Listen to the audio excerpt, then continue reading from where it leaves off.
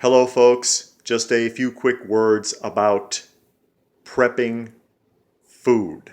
Long-term survival, bug-in food for your pantry. And I go with the KISS method, and that is to keep it simple. I like simple. Simple is easy. Simple is surviving. Starting off, pasta. This is like 16 servings. If you round it down, that's 5 solid meals. If you have 30 of these, that's 150 meals.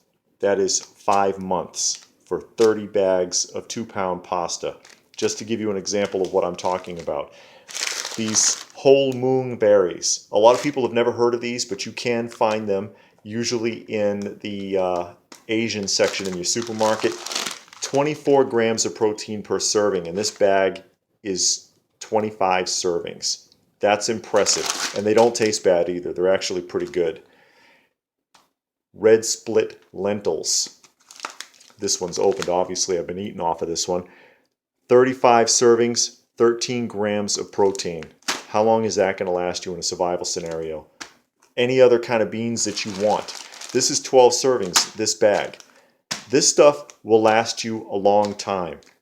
The staple giant bag of rice. This is 90 servings. Did you realize that? People usually eat more than they should, but still, if you had 30 of these, a dozen of each of these, maybe 4 or 5 of these, you could easily stretch that out for a year if you had to. It's all dry, it's easy to store, it does not take up that much space. You don't believe me? Here, there's 20 bags of the pasta right there. How far is that going to take you? And how hard is it to store? This doesn't take up very much space. Not even a shelf. You could have all of it stored in one place.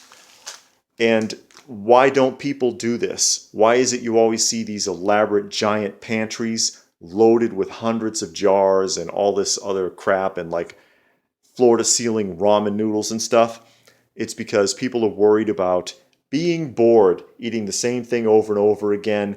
I don't know, I just won't be able to manage if I don't have some variety. Well, you can be bored when you're dead. This is about survival. This is not about worrying how the meal's going to taste. You want the meal to taste better? Here, some spices. Get a couple of bottles of different flavored mixed spices to change it up a little bit.